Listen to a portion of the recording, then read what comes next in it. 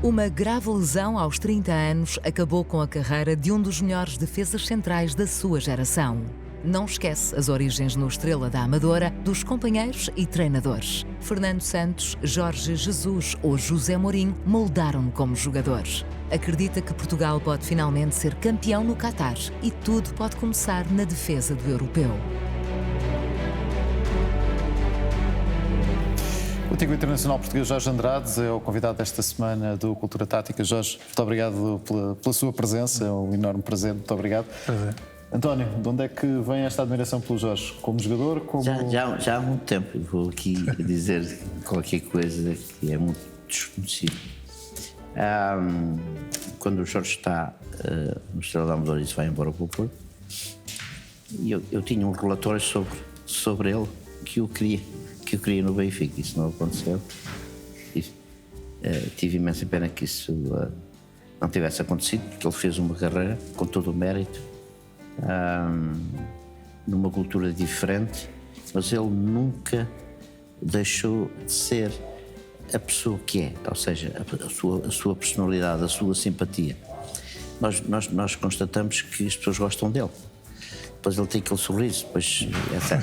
E portanto, no conjunto dessas coisas, faz-me muito gostar dele como jogador e depois como pessoa, a sua personalidade, o seu perfil. Quem é Jorge Andrade cá fora? É isso um bocadinho que a gente quer saber de ti. O que é que tu és cá fora do jogo, não é? Bem, antes de mais, obrigado pelo convite.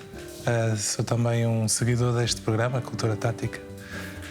E agradecer, em especial, ao António Simões pelo tudo que nos deu em termos de futebol, a inspiração também, porque existe uma geração de ouro, os que venceram os campeonatos de Riada e de Lisboa, de Sub-20, existe uma geração que é mais que ouro, não é? É platina, é diamante, aí onde está o António Simões, e são esses os verdadeiros jogadores que me inspiraram enquanto jogador.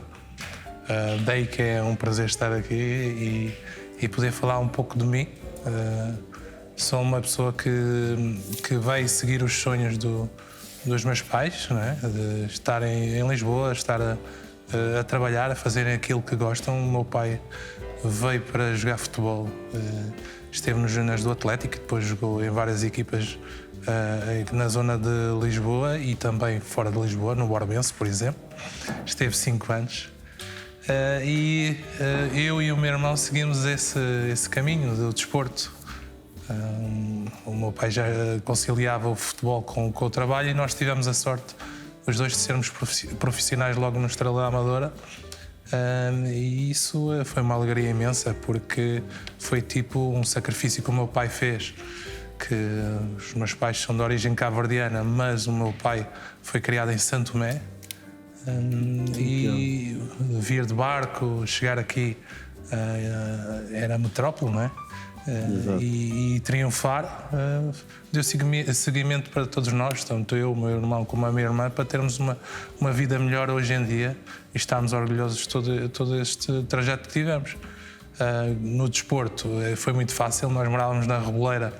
Ali ao lado da Estrela. Sim, e como dizemos a brincar, íamos a rebolar para o treino, não é?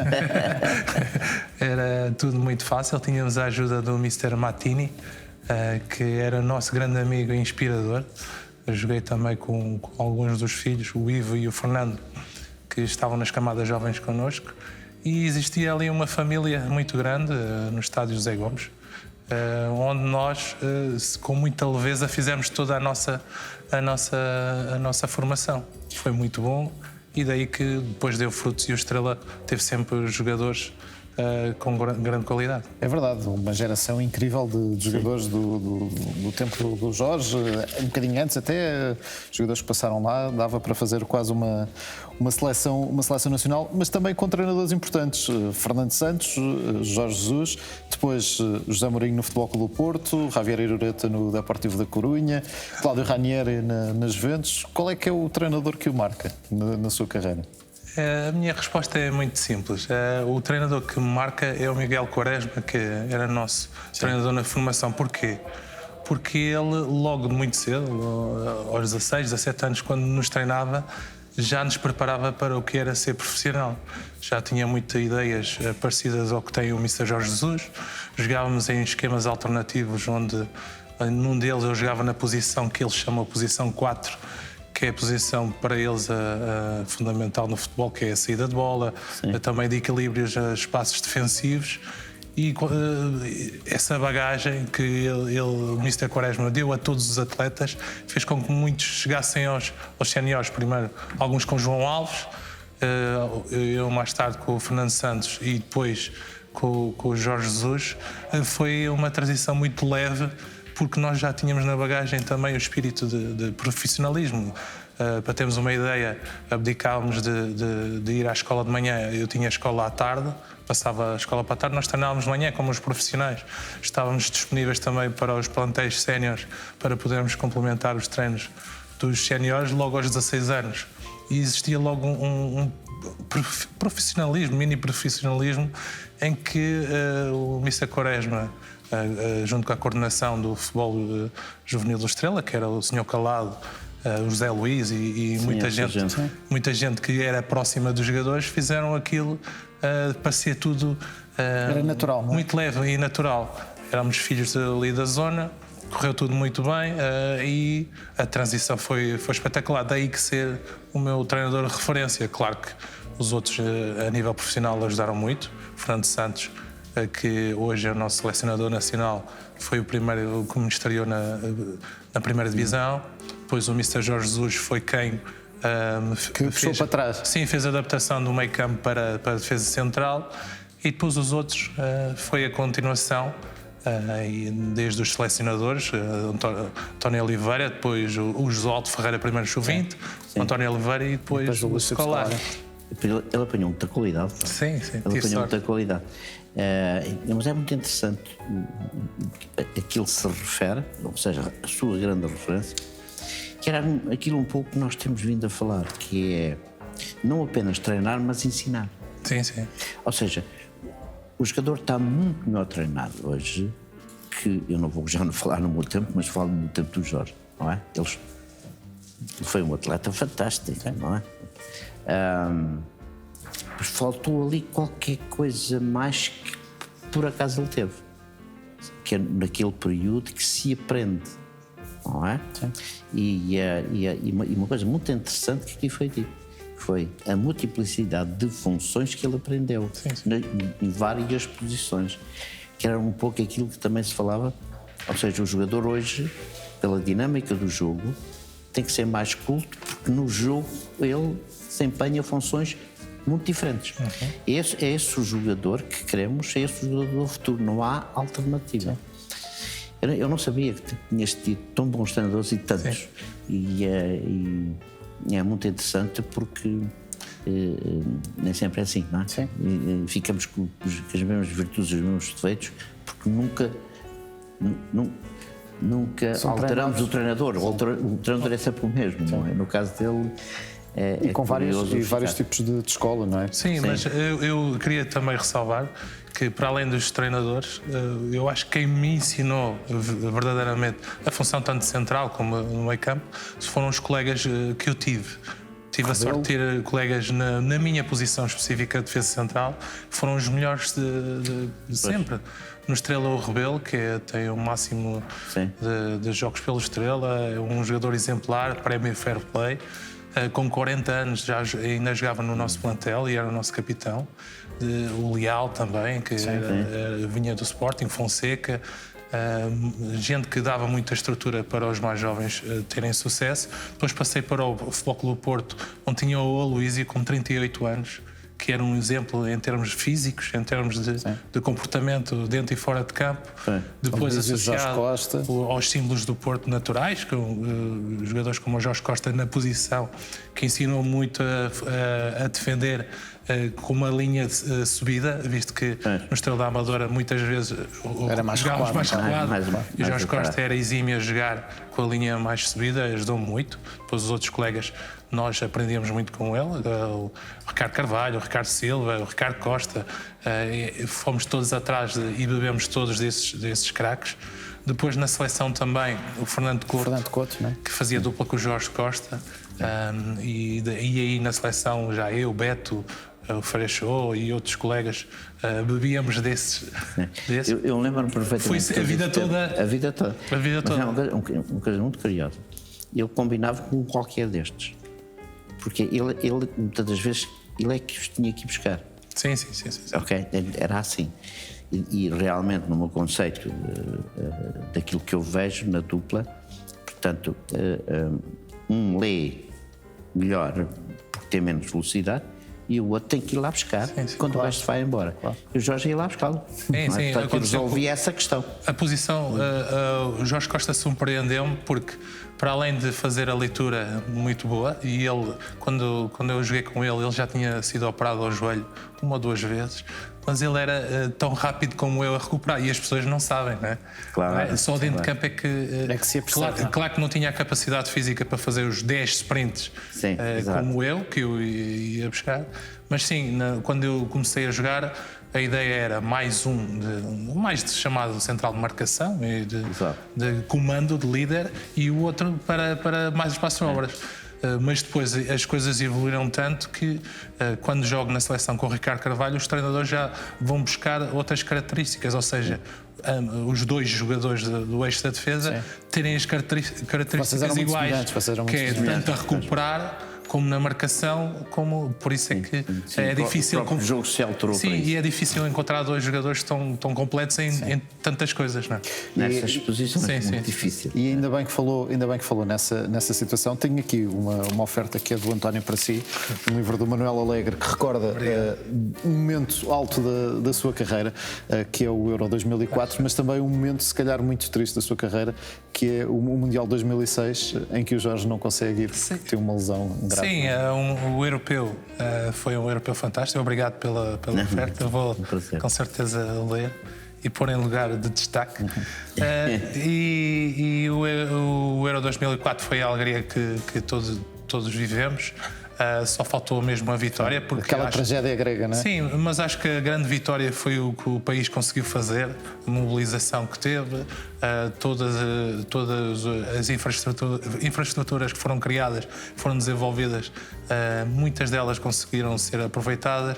Houve uma dinâmica de organização, de mostrar que Portugal é pequeno, mas é grande nos grandes eventos, daí que depois do Expo 98 temos o Euro 2004 e temos agora toda a gente a querer organizar eventos aqui em Portugal. E ainda hoje dizem que é o melhor de sempre, o melhor europeu de sempre. Sim. Para nós, obviamente, 2016 é especial, mas em termos de organização, 2004 e depois o Mundial 2006, que foi uma tristeza em termos desportivos, mas foi uma alegria porque eu vivi um Mundial, fui convocado pelas essas características que o António Simões estava a falar de companheirismo, pelo Scolari, para fazer parte ser o elemento 24 da comitiva, e desfrutei mais porque não havia a ansiedade, o stress do jogo.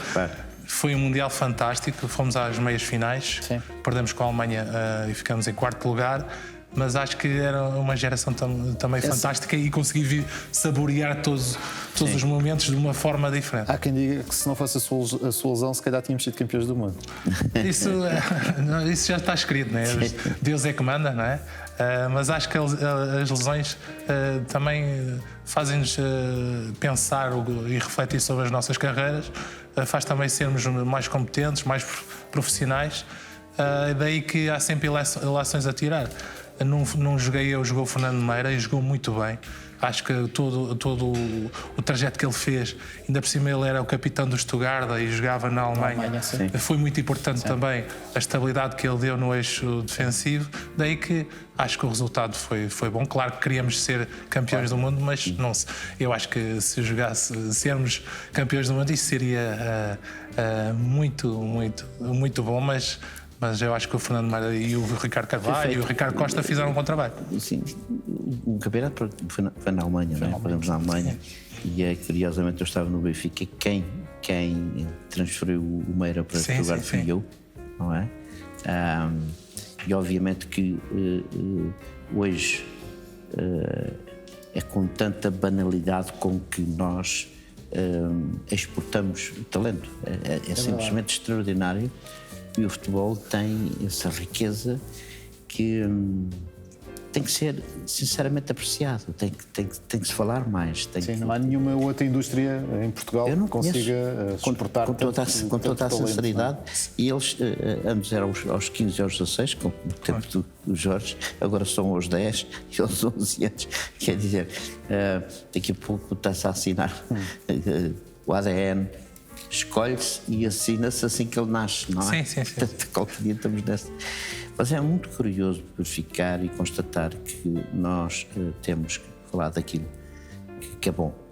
E o que é bom, uma das coisas, é o futebol. Aquilo que somos capazes de fazer. Não estou a falar da Liga Portuguesa, estou a falar do jogador português. Sim. São coisas diferentes, não é? Claro. E desde dessa geração extraordinária, por aí afora. E agora temos aí esta fornalha toda com o Rui Jorge, também, outra que já está por aí a aparecer. Até parece que nunca mais acaba. Ficamos todos contentes com isso.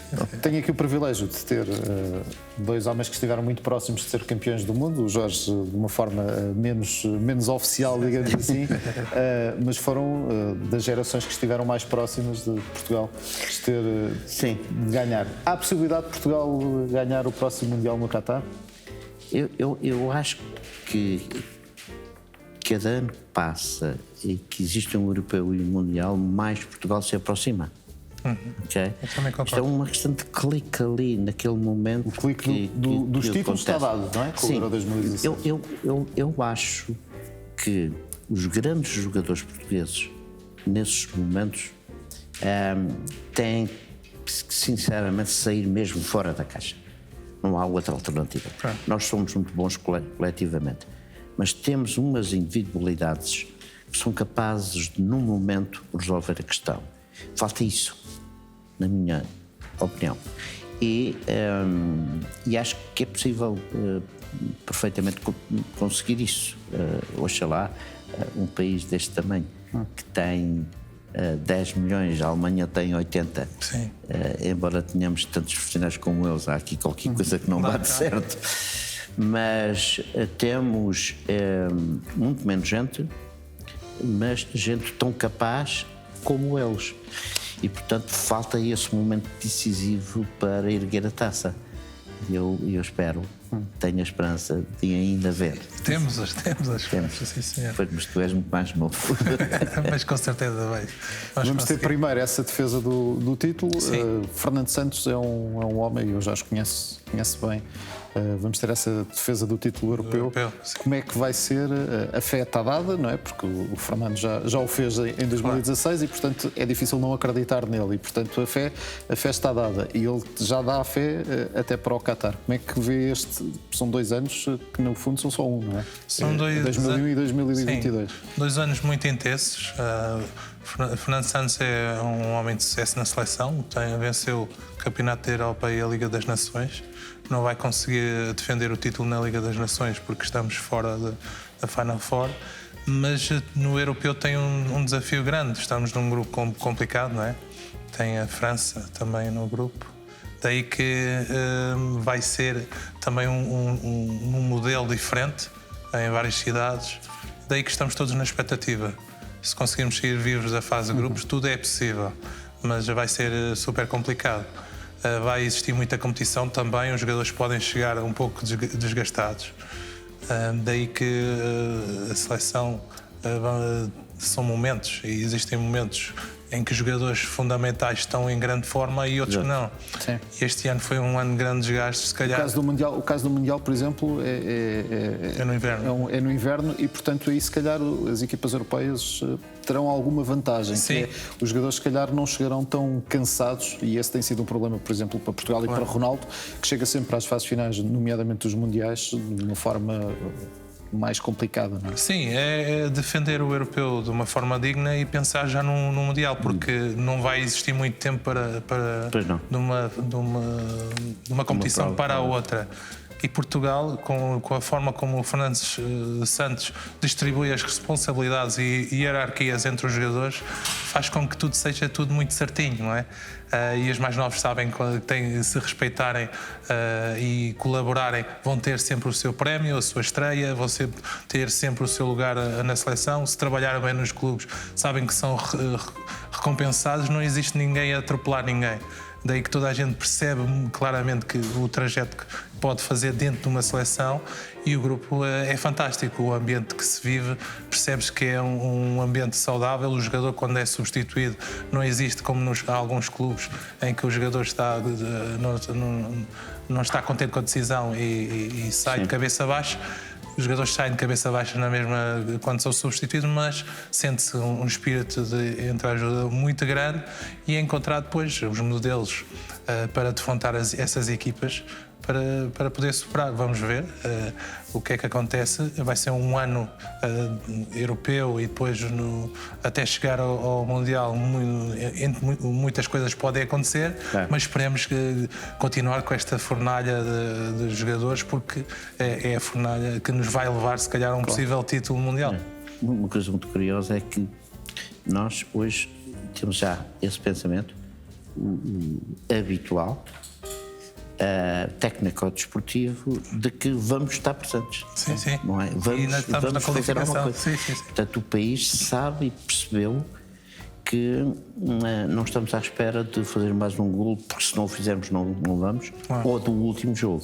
Portanto, deixar a calculadora, não é? É por isso que eu falo do país, é por isso que eu falo. Eu pertencia a uma geração lindíssima.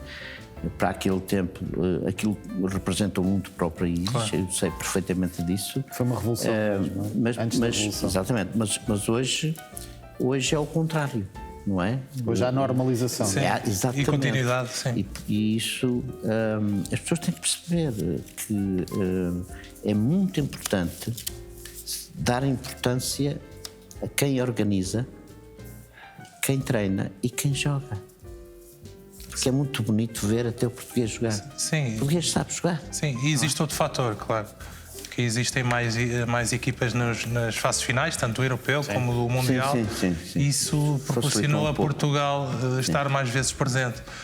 Portugal tem estado em todas as competições de uma forma seguida, o que é espetacular, e isso desenvolve também o talento do jogador português. 16. Pois.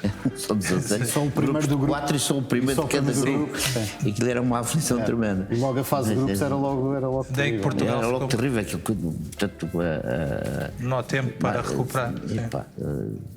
Não há margem de erro, a Checoslováquia tinha o Massopoulos, que era o melhor jogador da Europa, e tinha uma equipa. Aquilo era um problema jogar à Turquia.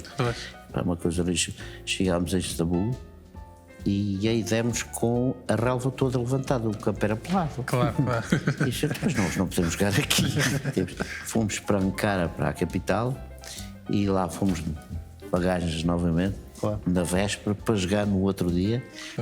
E pá, garrafas por todo lado, a bola ia fora, e havia uma pista, a gente ia lá, tínhamos que fugir. Claro. Não é? E o Eusébio resolveu fazer um gol de livre, então da gaveta, que ficou assim, não é? Pá, e então nós já estávamos para dentro, já não estávamos para fora por causa das garrafas que vinham. Mudou muito. Outros tempos, não é? Mudou muito. Hoje em dia as condições são iguais, tanto para quem joga em casa como fora, está tudo muito controlado. Também a questão do VAR, em termos de... só existiu esta situação agora na qualificação, se é golo, se não é golo, que nas fases finais não existe, mas eu acho que está tudo muito mais controlado e as condições são espetaculares. Os clubes também perceberam que se derem melhores condições aos seus atletas, toda a gente vai beneficiar. Daí que o jogo, se formos a ver, a relva tem as medidas exatas, as balizas, as linhas, os campos. As medições a FIFA conseguiu controlar isso, e a UEFA, daí que não existem surpresas dessas como encontraram naquele tempo. Há muitas coisas para contar, mas não, algumas não se podem. Sim, balneários, no balneário, sim. Jorge, como é que vê o futebol em Portugal? O futebol está muito bem, está com saúde em termos do que é a disponibilidade de meios para jogar. Cada vez melhor, existem melhores condições. E o campeonato português também está melhor? Enquanto de competição, devíamos normalizar mais o que é. Não é possível do imediato, porque os negócios estão feitos, mas em termos de condições iguais entre os clubes para competirem de forma igual por um título ou por uma posição na Liga dos Campeões. E em termos de jogo, eu joguei em Portugal, eu joguei fora, e acho que é uma ponte fantástica para quem quer fazer uma grande carreira, de passar por Portugal. E depois é um campeonato super difícil. Hoje em dia, em termos de saída de bola e a forma como as equipas jogam, uma equipa que luta para descer não tem quase os mesmos princípios que a equipa que luta para vencer o campeonato. Daí que está tudo, em termos de modelos de jogo, muito parecido, porque é o treinador que comanda, não é? Os treinadores estão todos mais ou menos em sintonia quais são as formas de obter sucesso, e Portugal está no bom caminho enquanto jogo. Portugal que tem uma equipa que lidera, no caso o Sporting, que joga com o modelo de 3 defesas. Isto é um bocadinho o fado a dar fresco. Lembro-me, por exemplo, do Porto, com o Adriense, de uma forma um bocadinho diferente, que jogava nesse sistema, com o Quaresma como extremo, como quase defesa direito, não é? Sim, e o Paulo Assunção à frente. E o Paulo Assunção à frente. Manuel, sim. Lembro-me um pouco mais do que isso de equipas a jogar com 3 centrais e a liderar, porque 3 centrais em Portugal é sinónimo de defesa. Sim, jogar com 3 centrais muitas das vezes era a Itália ou a Alemanha, que são países que tradicionalmente jogam com esse esquema. Sobretudo italianos, para eles começaram. E depois levaram para a Inglaterra, o Conte levou isso para o Chelsea. Sim, e ao princípio Itália tem 4 campeonatos no mundo, e porque é o esquema tático, Catenacci e outra estrutura. As equipas que não têm tanta possibilidade de ter posse, tendo mais um número de jogadores atrás da linha da bola, fazem com que estão à espera do erro do adversário. Se tiver qualidade depois para atacar, vai estar fresco e de frente para o jogo. É uma estratégia arriscada. O Sporting, o Ruben Amorim, está de parabéns, porque não foi fácil encontrar as peças-chave para poder dar seguimento a este modelo de jogo. Tem que ter laterais muito rápidos e competentes, tem que ter também mobilidade ofensiva, e depois 3 defesas centrais que consigam se complementar e ocupar bem os espaços, para não baralhar todas as ações da equipa e não passar de 3 centrais, mas sim para 5 defesas e mais 2 médios, o que isso faz com que a equipa não tenha produção ofensiva. Claro. António, já não temos muito mais tempo, temos sempre o desafio para si e não para o Jorge. Se o Jorge não tivesse sido o enorme defesa central que foi, um dos melhores da sua geração do futebol mundial, onde é que o colocaria em campo? Eu não mexia nisso. Não? Não. Eu deixava ficar mesmo. Eu só gostava que ele não tivesse tido lesãozitas no joelho que talvez o tenha afastado. Okay? Eu acho que ele tinha condições físicas para continuar. Okay? Mas, Jorge, se eu fosse um treinador, era ali que eu punha, para eu não mexer. Obrigado. Jorge, muito obrigado pela sua presença, foi um enorme prazer. Muito obrigado. Obrigado por estar nesta também. Cultura Ataque com 2 craques. Obrigado. Nós agradecemos. Obrigado. António, daqui a 15 dias temos mais convidados. Exato. Se calhar não tão ilustres como o António, mas como o Jorge. Vamos tentar, não é? Vamos tentar, exatamente. Muito obrigado, Jorge. Obrigado. António, até daqui a 15 dias. Até lá, já sabe, fique bem, fique com o Sporting.